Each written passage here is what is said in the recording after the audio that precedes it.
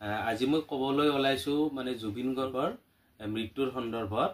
কথাটো হ'ল কি মানে এতিয়া কি হ'ল মৃত্যুৰ তদন্ত প্ৰায় শেষ। এতিয়া কি কৰিব 12 তাৰিখে তাৰমানে মৃত্যু কোনে কোনে মানে হত্যাৰ লগত জড়িত বা কেনেকৈ মৃত্যু হ'ল এইটো কথাটো মানে চাৰ্জশ্বিট দাখিল কৰিব বুলি কৈছে।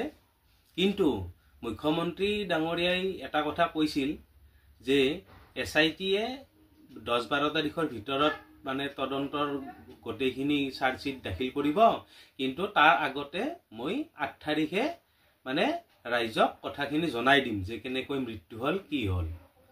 আৰু এটা কথা কৈছিল মুখ্যমন্ত্ৰী ডাঙৰীয়াই, তাৰমানে জুবিন গাৰ্গক হত্যাৰ পৰিকল্পনাটো কি কৰিছিলে কোভিডৰ আগৰ পৰাই কৰিছিল।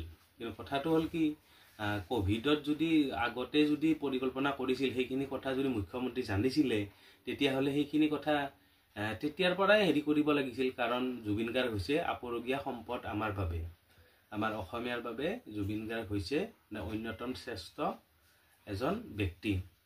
কাৰণ তেখেতে যিবিলাক গান গাইছিল সেই গানবিলাক শুনিয়ে আমি সকলোৱে ডাঙৰ হৈছোঁ, দুখত শুনিছোঁ সুখত শুনিছোঁ এনেকুৱা কথা।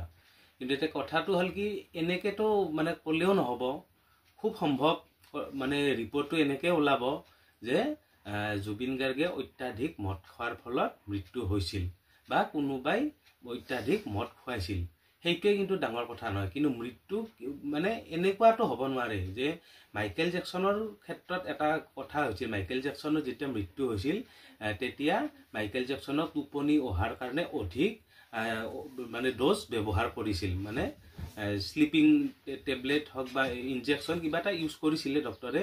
আৰু সেই ডক্টৰজনক কেনেকুৱা শাস্তি দিছিলে যে তেখেতৰ কাৰাদণ্ড দিছিল 7 বছৰ, মানে অধিক ড'জ দিয়াৰ বাবে। কিন্তু তেখেতে ভাল কাম কৰাৰ কাৰণে তেখেতক 2 বছৰতে মানে ৰেহাই দিছিলে। এতিয়া জুবিন গাৰ্গৰ ক্ষেত্ৰতো ঠিক তেনেকুৱা কৰিম বুলি ভাবিছে নেকি, যে বেছিকৈ মদ খুৱাইছে আৰু এইটোৰ কাৰণে 7 বছৰ বা 10 বছৰ সিহঁতৰ কাৰাদণ্ড হ'ব আৰু সিহঁতে তেতিয়া জেলত ভাল কাম কৰা দেখুৱাব, তাৰপাছত সিহঁতক ৰেহাই দিব, এনেকুৱা এটা কিবা কথা ভাবিছে নেকি?